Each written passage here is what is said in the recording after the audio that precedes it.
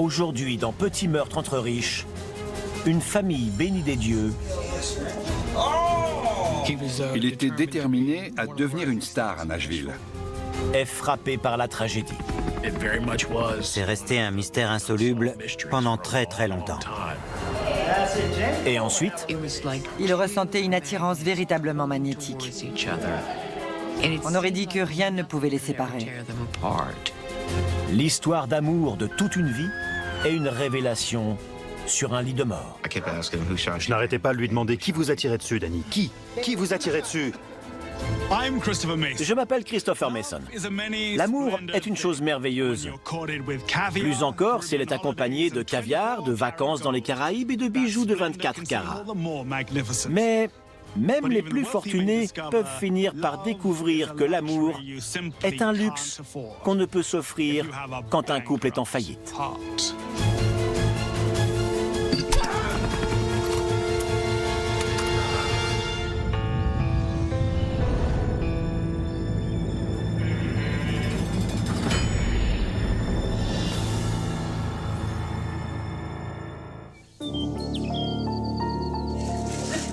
Dans une fastueuse villa de Nashville, une puissante famille de la région se réunit pour fêter l'anniversaire du petit-fils prodigue.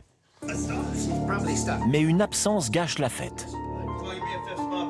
La mère du héros de la soirée n'est pas là. Des disparitions, il y en a tout le temps. Mais celle-ci a fait beaucoup de vagues. Depuis son départ en vacances 10 jours plus tôt, elle n'a donné aucune nouvelle. Dès le début, on a eu le sentiment que quelque chose de grave était arrivé à Janet.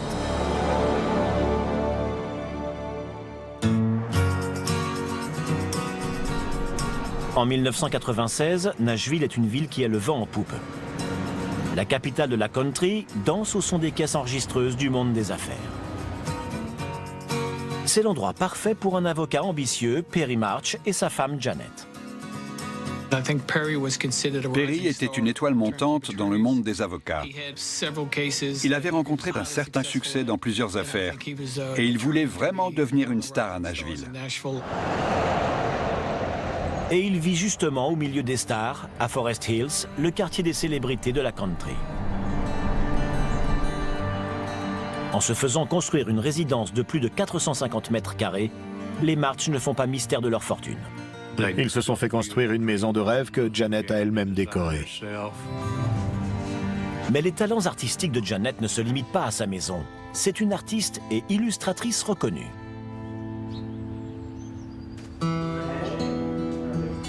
Janet Levin est tombée amoureuse de Perry March à l'université. Une fois mariés, le couple emménage à Nashville, la ville natale de Janet. En s'installant dans le sud profond, Perry fait tout sauf s'enterrer. Ce déménagement est pour lui synonyme d'ascension sociale. Il fait désormais partie d'une des grandes familles de la ville. C'était un nom qui comptait dans la communauté juive de Nashville. Larry, le père de Janet, est un membre éminent du corps juridique. C'était un avocat de premier plan, très respecté. Larry souhaite que son beau-fils marche sur ses traces. Il lui paye donc une prestigieuse école de droit. Il traitait Perry comme un fils. Il le soutenait financièrement. Il l'a fait entrer à la Vanderbilt. C'était une famille très unie et il l'aimait comme si c'était leur propre fils. À la fin du mois d'août 1996, les parents de Janet arrivent dans la villa du couple pour fêter l'anniversaire de leur petit-fils.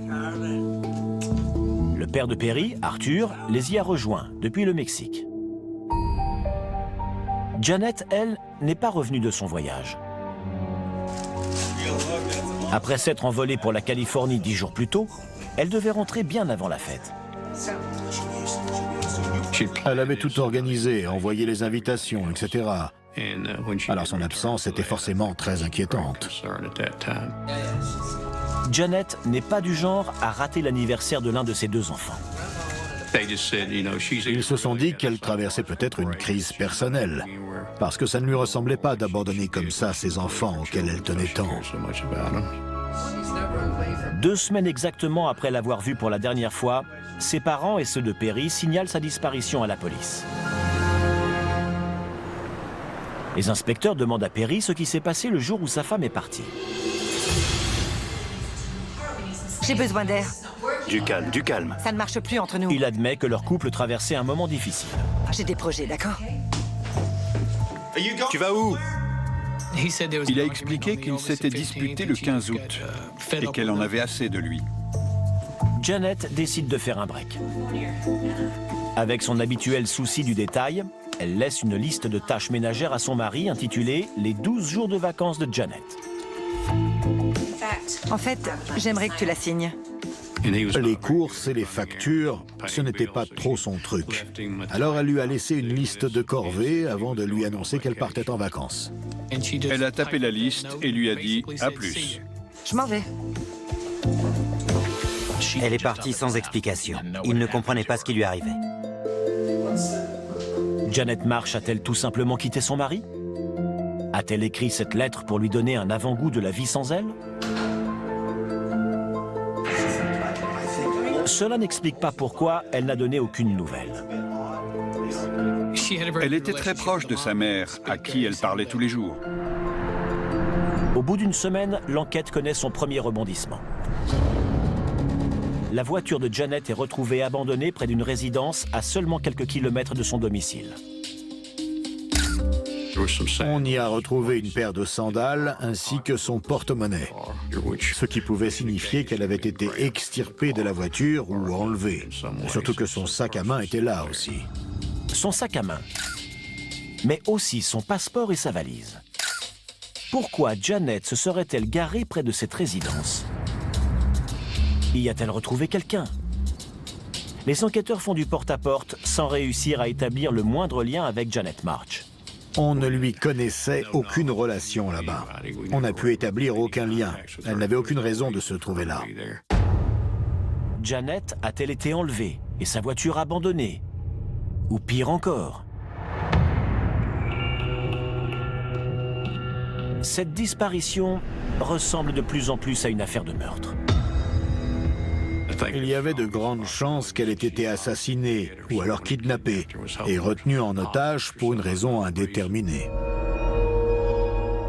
Les indices sont si minces que les policiers commencent à se demander si Janet n'a pas été abattue par un tueur à gages.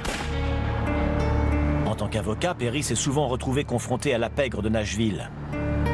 Serait-il victime de la vengeance d'un criminel? On a étudié l'hypothèse selon laquelle une personne avec qui il se serait retrouvé en relation en tant qu'avocat était responsable de la disparition de Janet. Les Levin sont une famille qui compte à Nashville. Alors les policiers travaillent d'arrache-pied pour essayer de retrouver leur fille disparue. Ils passent au peigne fin les bois à proximité de la voiture abandonnée, à l'aide de chiens policiers, de radars à pénétration de sol et d'hélicoptères dotés d'équipements à guidage thermique. En vain. D'une manière ou d'une autre, Janet March a disparu de la surface de la Terre. Elle était introuvable. Elle avait tout bonnement disparu.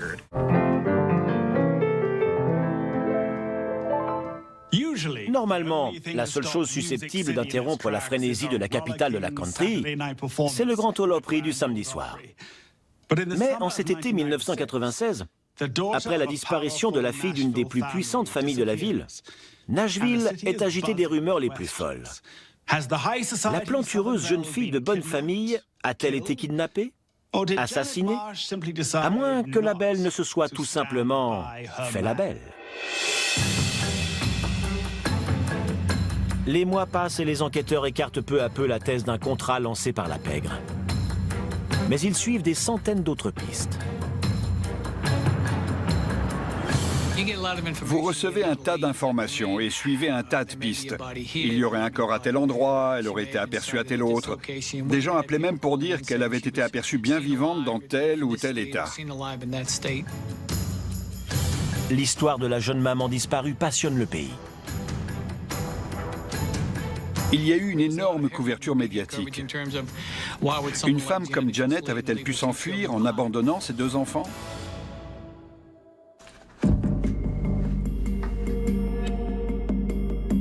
Les enquêteurs, eux, savent que les chances de retrouver Janet vivante s'amenuisent chaque jour qui passe.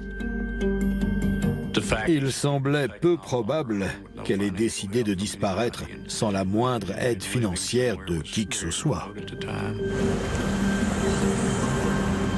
Par ailleurs, il n'y a eu aucune demande de rançon, ce qui aurait dû être le cas vu le niveau de vie de sa famille.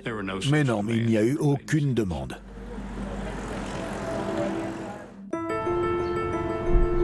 Quatre ans après la disparition de Janet March, une cour de justice du Tennessee la déclare légalement morte.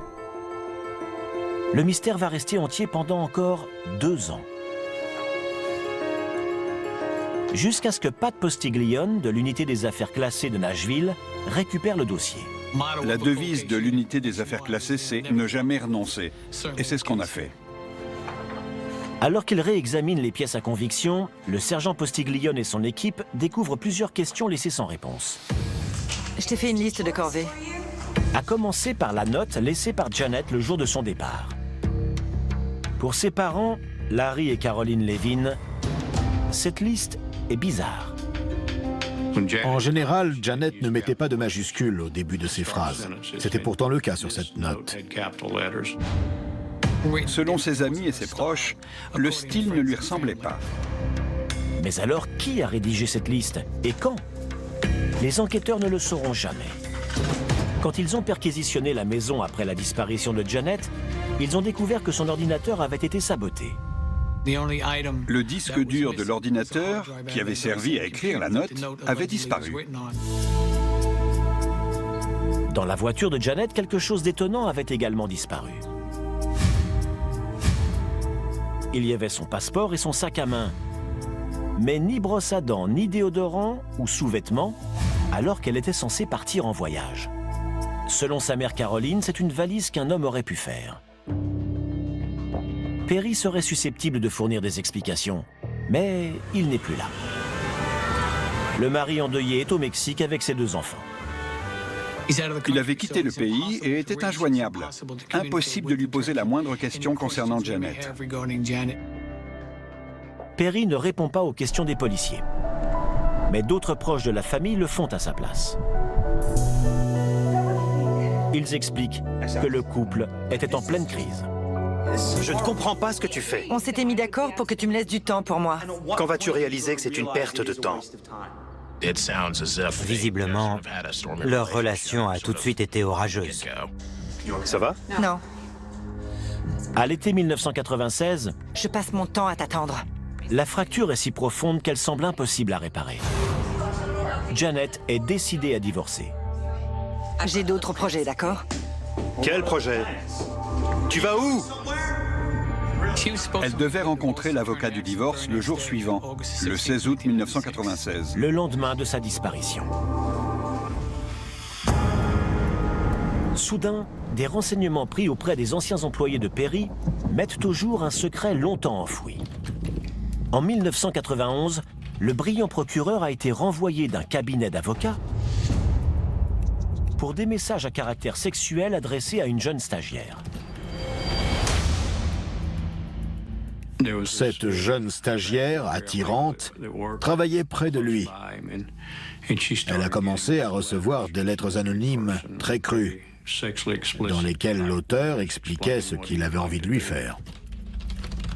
À l'aide d'une caméra cachée, le cabinet d'avocats prend Perry sur le fait.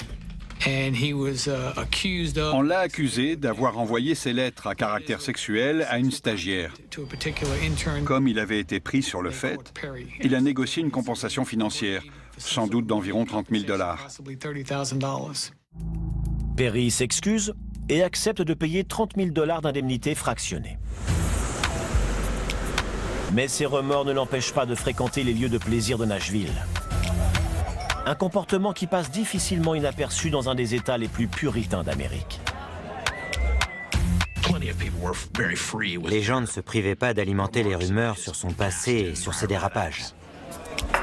Visiblement, l'avocat réputé mène une vie cachée autrement moins distinguée.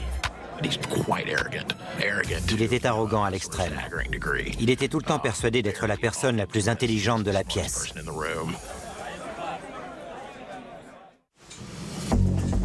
Perry n'a jamais avoué à sa femme pourquoi il avait quitté son précédent emploi.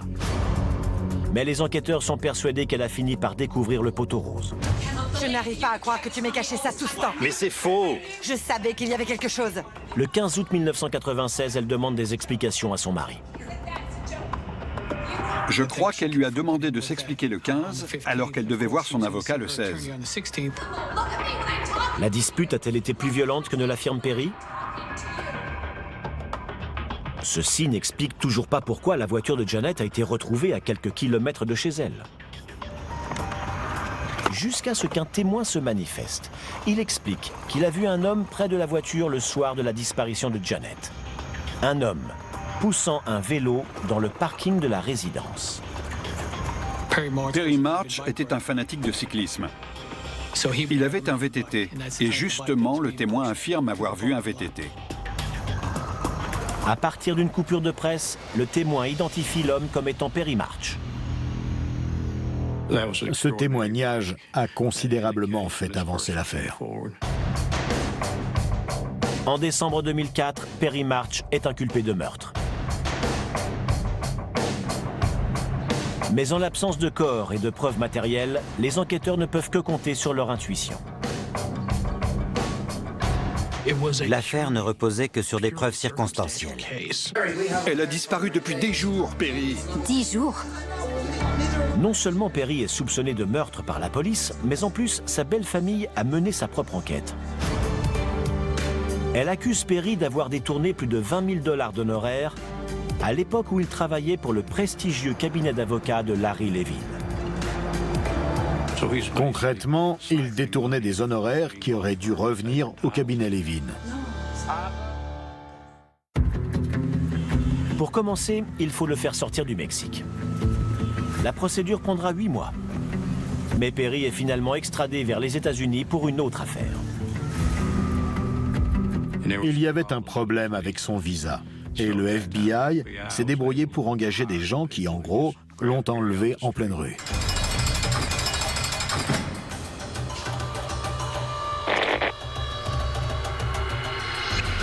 Perry March est enfermé dans une cellule de Nashville dans l'attente de son procès. Il s'y lie d'amitié avec un autre prisonnier. Et quand il va demander un service à son codétenu, toute l'affaire sera éclairée d'un jour nouveau. Je vais te donner leur adresse.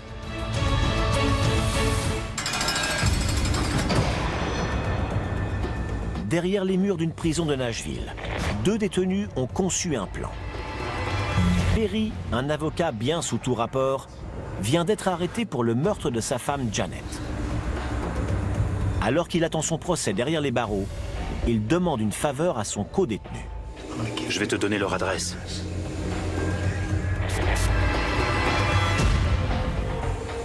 En échange de 300 000 $ en obligations, il lui demande un petit service. Perry a essayé de l'engager pour assassiner ses beaux-parents. Il a dit « Il veut que je tue les Levin quand je serai dehors ». Perry est prêt à sacrifier l'homme et la femme qui l'ont traité comme un fils pour sauver sa peau. Dans son esprit, l'assassinat de ses beaux-parents augmentait ses chances d'être acquitté au procès. Mais Perry a fait une lourde erreur. Son codétenu est un informateur de la police. Il enregistre toutes leurs conversations avec un dictaphone. On a obtenu des bandes particulièrement incriminantes de M. March, donnant des instructions précises sur comment tuer les Levin. S'il n'a pas tué sa femme, pourquoi commanditer l'assassinat de ses beaux-parents? Avec cette preuve supplémentaire venue s'ajouter à ce qu'on avait déjà, dans mon esprit, l'affaire était bouclée. L'informateur autorise aussi la police à enregistrer ses conversations téléphoniques, ce qui permet de découvrir une autre personne impliquée dans le meurtre. Arthur March, le père de Perry, qui vit au Mexique.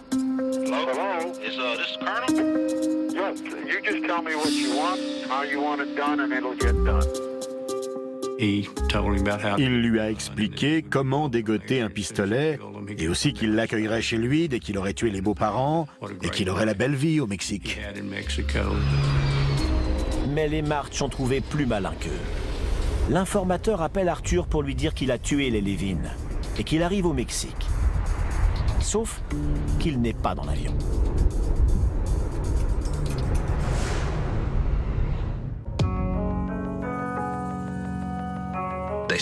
Ils ont mis en scène sa libération en le transférant dans une autre prison, de façon à ce que Perry et son père aient l'impression qu'il était bel et bien sorti. Grâce à une opération complexe, la police parvient à persuader le père et le fils que le tueur qu'ils ont engagé vole vers le Mexique. On s'est débrouillé pour faire croire à Arthur que son tueur était à Houston, prêt à s'envoler pour le Mexique. On a même utilisé des effets sonores pour faire croire qu'on était dans un aéroport.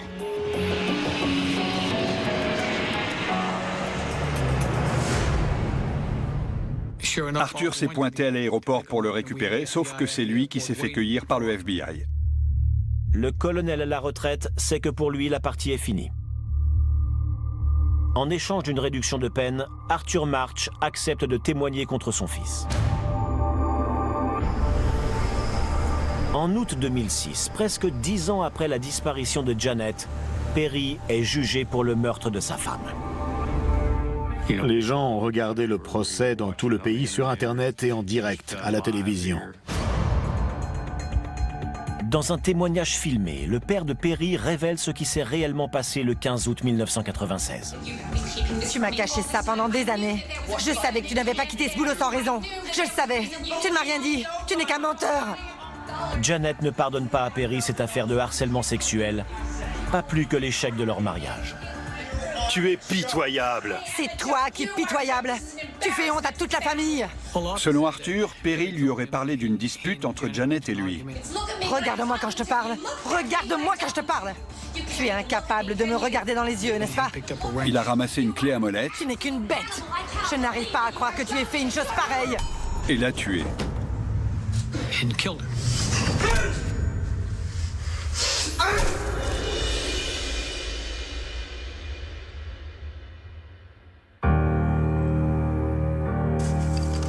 Perry nettoie fébrilement la scène de crime. Il enveloppe le corps de sa femme dans des sacs poubelles et l'enterre non loin de là dans un terrain vague.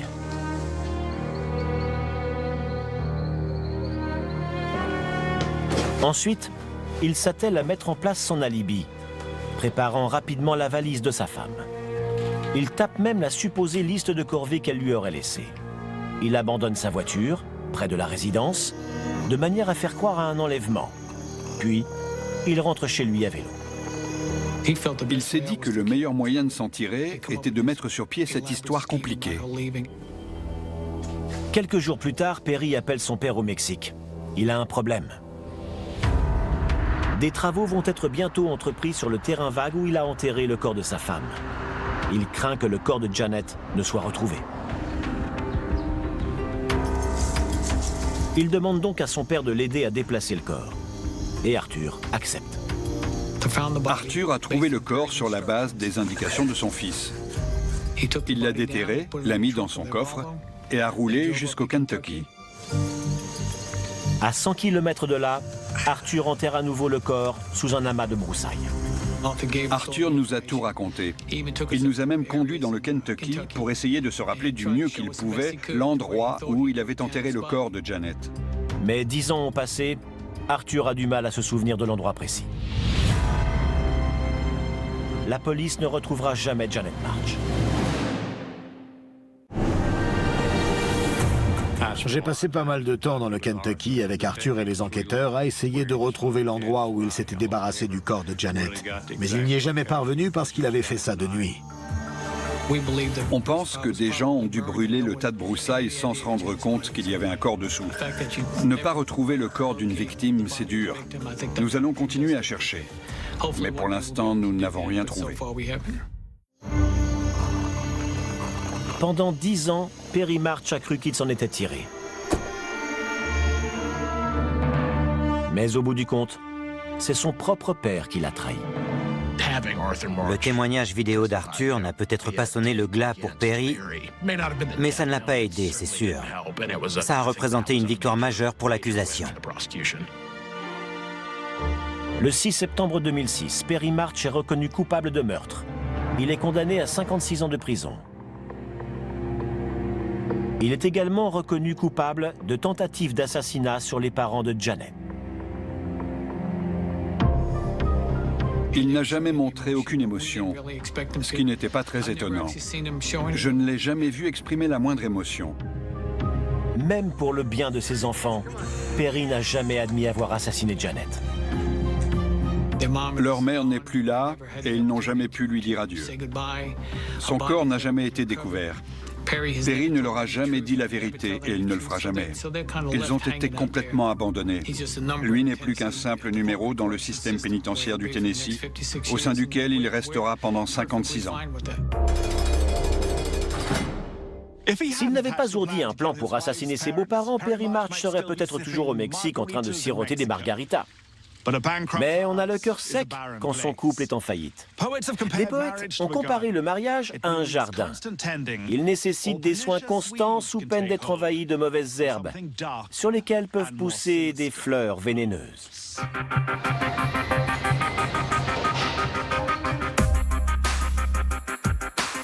Au Texas, la réussite est synonyme de grosses voitures, de gros calibres et de grosses résidences. Mais aussi de jardins dignes de Versailles. C'est justement en taillant les haies des grosses fortunes de Houston que Danny et Charlene Hill ont fait fleurir leur petite entreprise de jardinage. Leur activité de paysagiste marchait très bien. Elle rapportait même des millions. Mais leur vie n'a pas toujours été si facile. Quand ils se sont mariés, Charlene et Danny n'avaient pas grand-chose. Mais ils étaient tous les deux déterminés et travailleurs. Et il ne leur a pas fallu longtemps pour amasser une petite fortune.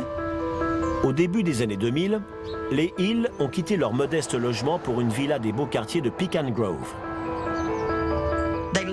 Ils vivaient dans les quartiers chics. Ils conduisaient de belles voitures. Ils avaient des meubles magnifiques. Ainsi qu'une superbe collection d'armes dans laquelle Danny engloutit une bonne partie de son argent durement gagné. Danny était un passionné de chasse. Un nouveau fusil suffisait à lui faire tourner la tête. Une seule autre chose pouvait lui faire tourner la tête. Sa femme, Charlene.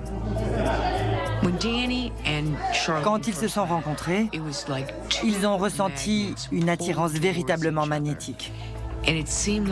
On aurait dit que rien ne pouvait les séparer. Après 25 ans passés à monter leur affaire ensemble, ils semblent avoir tissé des liens indestructibles.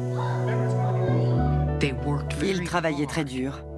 Et ils étaient extrêmement attachés l'un à l'autre. Ils avaient accumulé beaucoup de biens et d'argent.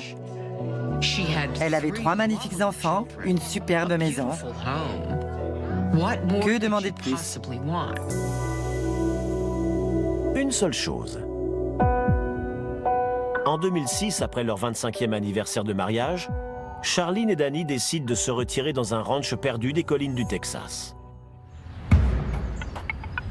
Mais leur rêve va s'évanouir en un clin d'œil la nuit du 14 novembre. On a reçu un appel d'urgence. Une fusillade avait eu lieu dans une résidence du quartier de Pecan Grove. À l'autre bout du fil, une femme bouleversée.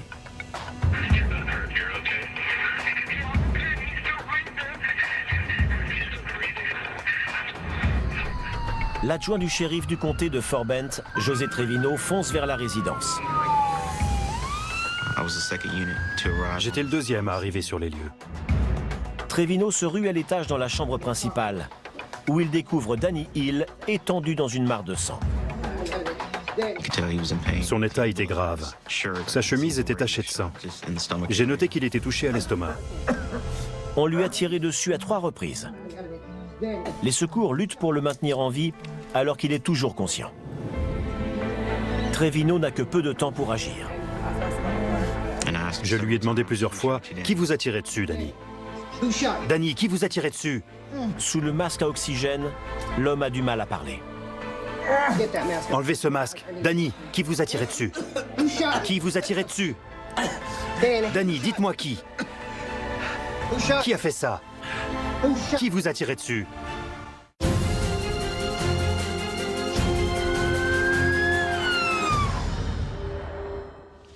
Des jardiniers multimillionnaires, on n'en rencontre pas tous les jours. À force de tailler des haies, le Texan Danny Hill a fini par se tailler un véritable empire. Mais 3 balles ont mis un terme à son rêve. Alors que la vie le quitte peu à peu, Danny tente désespérément de révéler aux policiers qui lui a tiré dessus. Mais, comme le dit la devise locale, au Texas, tout est énorme, y compris la vérité. Je vous en prie, je vous en prie! Dans la villa de Pecan Grove, les secouristes sont en train de perdre Danny. Les secouristes sont arrivés en même temps que nous. Ils s'occupaient de Danny dans la chambre. Il avait un masque à oxygène. J'ai allumé mon magnétophone dès que je suis rentré dans la résidence. Selon la procédure habituelle, l'adjoint du shérif enregistre la scène.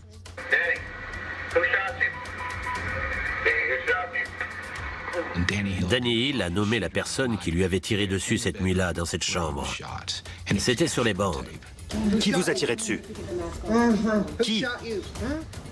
Je n'arrêtais pas de lui demander qui vous a tiré dessus, Danny. J'ai demandé au secouriste de lui retirer son masque à oxygène.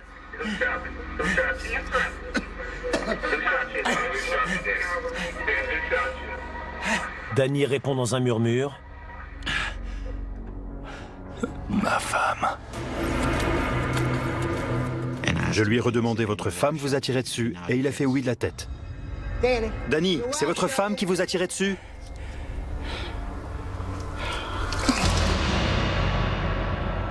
Quelques heures plus tard, Danny pousse son dernier soupir. Ses derniers mots sont sans appel. Charlene Hill est arrêtée et inculpée de meurtre. Pourquoi cette épouse aimante a-t-elle tiré sur son mari après 25 ans de mariage? Elle pleurait. Elle était dans tous ses états. Elle tremblait. Bouleversée, Charlene explique aux policiers qu'elle n'a pas eu le choix. Danny allait la tuer. Elle prétendait que c'était de la légitime défense, qu'elle craignait pour sa vie, qu'il allait la tuer. L'union apparemment indéfectible s'est révélée être une porte branlante qui n'attendait qu'un coup de pied pour sortir de ses gonds. De l'extérieur, leur mariage avait l'air parfait. Je sais me servir d'une arme. Mais Charlene et Danny cachaient de sombres secrets. Non, tu ne sais pas. C'est bien le problème, tu ne sais pas. Danny... Vas-y. Les gens du coin savaient que Danny avait sa part d'ombre. Et avec les années, l'ombre s'est étendue. Il a commencé à utiliser sa force physique et son ascendant psychologique pour faire de la vie de sa femme un véritable enfer. Coince-le dans le creux d'épaule. Arrête de m'interrompre. C'est ce que je fais. C'était le conflit permanent. On se serait cru dans Dallas. Fais comme je t'ai montré. Vise et appuie sur la détente. Le moindre détail peut déclencher la fureur de Danny, comme ce jour où Charlene n'achète pas les bons steaks. Elle n'achetait pas des steaks assez épais. Malheureusement pour elle, les steaks faisaient 4 cm d'épaisseur au lieu de 5, comme Danny les aimait. Pour lui, pas question de laisser passer ça. Donne-moi ça. Écoute-moi, d'accord? D'accord. Charlene et toutes les femmes se sont cachées sous une table de pique-nique pendant que les hommes essayaient de retenir Danny. Même leurs amis voyaient bien de quoi il était capable. Qu'aurait pu faire cette frêle mère de famille contre un homme d'1,90 m? Charlene affirme avoir été victime de violences physiques et psychologiques pendant des années. Elle avait beau se ruer dans la salle de bain en fermant la porte, il entrait quand même et la violait. Et il racontait à ses amis qu'elle aimait ça. Malgré des appels répétés aux urgences et de nombreux séjours à l'hôpital, Charlene refuse de porter plainte. Comme c'est le cas pour de nombreuses femmes battues, il lui disait qu'il la tuerait si elle s'en allait. qu'il la retrouverait et la tuerait. Et elle l'en croyait capable. Pourquoi tu le tiens comme ça? Mais le pire, T'es bonne à rien. c'est qu'il menaçait aussi de tuer les enfants. Donc, pour ne pas les mettre en danger, elle a choisi de rester. Les enfants ne sont pas épargnés par les accès de violence de leur père. Papa! La ferme! Presse-le contre ton épaule, presse-le! Jérémy est allé voir sa mère hospitalisée, après des coups donnés par son père. Il voulait s'occuper d'elle. Ils ont vu leur père rouer leur mère de coups. Ils ont vu tout le mal dont il était capable. Tu vas la fermer? Ne fais pas ça! Arrête! Tais-toi! Le jour où Charline menace de s'en aller, la violence de Danny franchit un nouveau seuil. Elle a vécu un véritable cauchemar le jour où il l'a ligotée à une chaise Qu'est-ce que tu fais? Arrête! et a aspergé son corps d'essence. Tu vas retenir la leçon! Mais qu'est-ce que tu fais? Non! Pitié! Il l'a menacée avec un briquet. Il jouait avec elle. Il lui a dit « Si jamais tu me quittes, je te tue et je tue tes enfants. »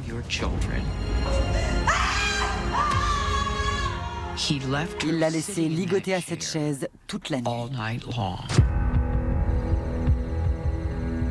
Selon le récit de Charline, le soir du 14 novembre 2006, tout a commencé par un coup de téléphone du frère de Danny.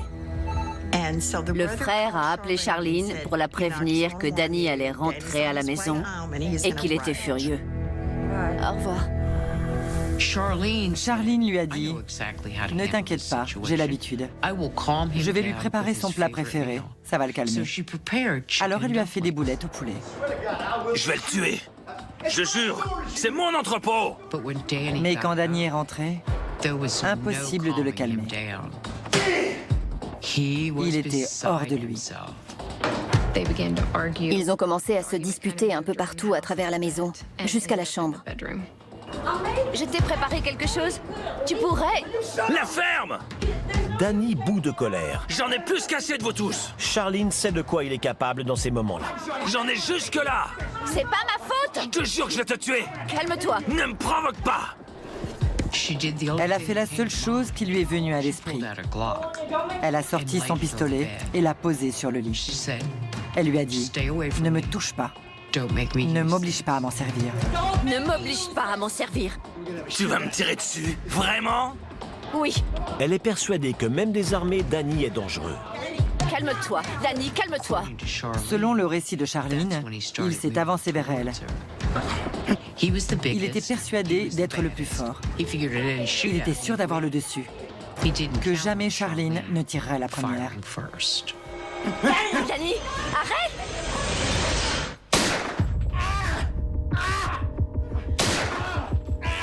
Oh mon Dieu! Danny! Qu'est-ce que j'ai fait?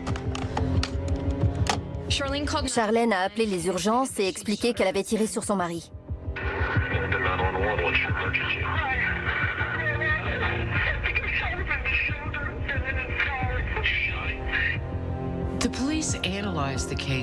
À première vue, l'affaire était très claire pour les enquêteurs. Il s'agissait d'une victime de violences domestiques, soumise, abusée et battue depuis pas mal de temps.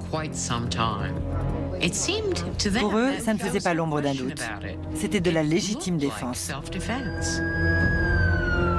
C'est un cas typique d'homicide justifiable, comme on les aime au Texas. Jusqu'au jour où les enfants de Charline se mettent à raconter une toute autre histoire. Ses enfants se sont retournés contre elle. 3 ans auparavant, Danny et Charline avaient été victimes d'un grave accident de moto. Les enfants expliquent que cet événement a chamboulé la vie de leur père.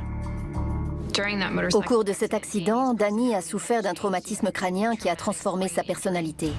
Du fait de cette blessure, ses tendances violentes ont complètement disparu. Danny a cessé d'être un monstre. L'accident l'a transformé. C'est devenu un gros chaton, un type merveilleux. Il s'est calmé. Charlene a également été blessée dans l'accident. Elle a souffert de blessures permanentes à la jambe, qui la faisaient boiter. Si Danny est devenue un chaton, ses enfants affirment que leur mère, elle, s'est transformée en tigresse. Plus d'armes pour toi. Tu vas finir par te tirer dans le pied. Après des années de souffrance, C'est pas grave. Charlene prend sa revanche. Mais quel pauvre type. J'en ai marre de toi. Elle était horrible avec lui. Elle le titillait sans arrêt. Elle essayait de le mettre en colère, comme si elle voulait qu'il bascule à nouveau. Désormais, les enquêteurs se demandent si ces allégations de légitime défense ne seraient pas un énorme mensonge. J'ai eu l'impression que Charlene Hill ne disait pas la vérité, qu'elle essayait de se tirer d'affaire en déformant les faits et en faisant passer Danny pour quelqu'un qu'il n'était plus depuis l'accident. La population du comté de Fort Bend se presse au palais de justice pour assister au spectacle d'une mère affrontant ses enfants. Mais le verdict ne sera pas celui que les gens attendent.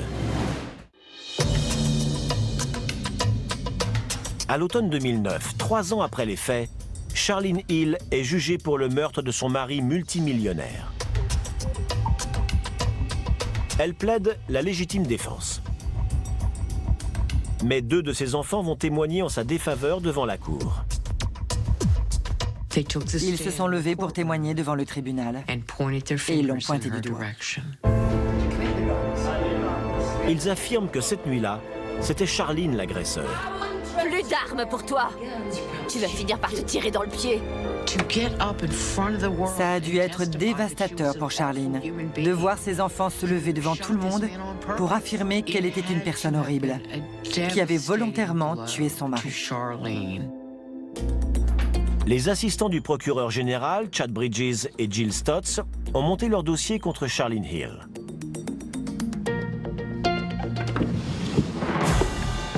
Ils affirment qu'elle avait prévu de tuer son mari ce soir-là.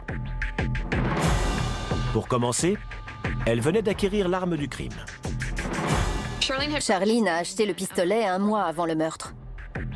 L'accusation affirme que le geste de Charlene n'était pas motivé par la brutalité de son mari, mais par l'avidité.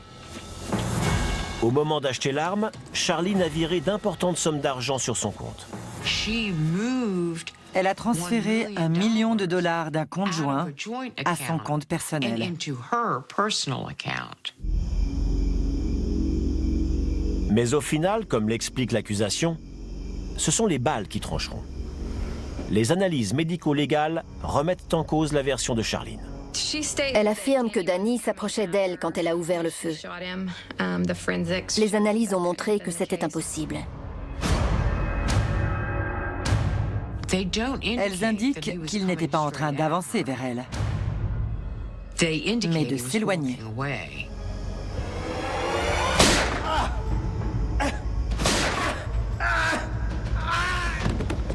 Les 2 premières balles sectionnent la moelle épinière de Danny, le laissant paralysé. Même s'il ne peut plus bouger, Charlene fait feu une 3e fois. Non! Non! Non!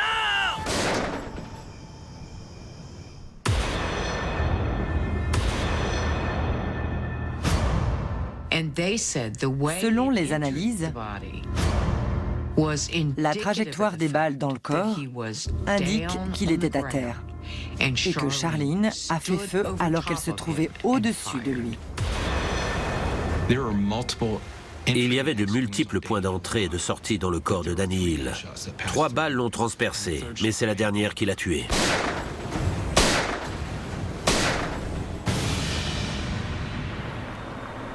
Cela suffira-t-il à convaincre un jury? Après 2 jours de délibération, les jurés ne sont pas parvenus à un accord. Je vais te donner une leçon. L'un des 11 jurés n'est pas prêt à passer l'éponge sur les violences domestiques dont Danny s'est rendu coupable. Ils ont déclaré qu'ils n'étaient pas parvenus à une décision commune. Alors le juge a prononcé l'ajournement du procès. 2 ans plus tard, en 2011, Charlene est rejugée. Le jury s'est enfermé 2 jours sans parvenir à une décision. L'accusation a eu peur qu'un nouvel ajournement ne soit prononcé. L'accusation fait alors une proposition exceptionnelle à Charlene. Si elle accepte de plaider coupable, elle sera condamnée à 10 ans de prison avec sursis, assortie d'une amende et d'une période de probation. Elle ne passera donc pas la moindre journée derrière les barreaux. Nous avons fait cette proposition car la sentence nous paraissait appropriée, compte tenu du fait qu'elle avait été victime de violences domestiques. Ce n'était pas une décision facile à prendre pour elle, mais sa liberté était en jeu, et elle a accepté. Au moment où l'accord est scellé, on apprend que le jury s'est mis d'accord sur un verdict. Le juge a dû prendre une décision difficile. Laisser le jury délivrer son verdict devant la cour ou entériner l'accord. Il a choisi l'accord. Le jury l'avait déclaré coupable. Il s'en est fallu d'un cheveu que Charlene soit jugée coupable et envoyée en prison. Le verdict aurait forcément été assorti d'une peine minimale. Charlene aurait passé au minimum 5 ans, au pire toute sa vie, derrière les barreaux. Elle était libre de recommencer sa vie. À un détail près, Charlene doit reconnaître le meurtre. Elle a dû admettre devant la cour que ce qu'elle avait fait n'était pas de la légitime défense. Les habitants du comté de Fort Bend, comme Bev Carter, pensent que justice a été rendue. Franchement, ce n'est que justice. Elle aurait dû le tuer il y a 20 ans, d'un coup de poêle à frire. Il n'y a jamais de bonne solution dans ce genre d'affaires. Rien ne ramènera le père de ses enfants. Rien ne peut défaire l'histoire qui a conduit à cette nuit-là. Le bien, le mal et tout le reste. Mais nous avons fait de notre mieux pour arriver à une juste conclusion. Charlene Hill est désormais libre de profiter des millions de son mari. Mais si elle invoque à nouveau la légitime défense, elle pourrait se retrouver derrière les barreaux jusqu'à la fin de ses jours. Dans un mariage, quand il n'y a plus assez d'amour et beaucoup trop d'argent, les bons comptes ne font pas les bons époux. Perry March a assassiné sa femme pour préserver son statut dans la bonne société sudiste. Quant à Charlene Hill, elle a cru régler ses problèmes conjugaux à coups de revolver, jusqu'à ce que la mort nous sépare. Des vœux de mariage qui prennent un tout autre sens quand un couple est en faillite. C'était Christopher Mason. À bientôt dans Petit meurtre entre riches.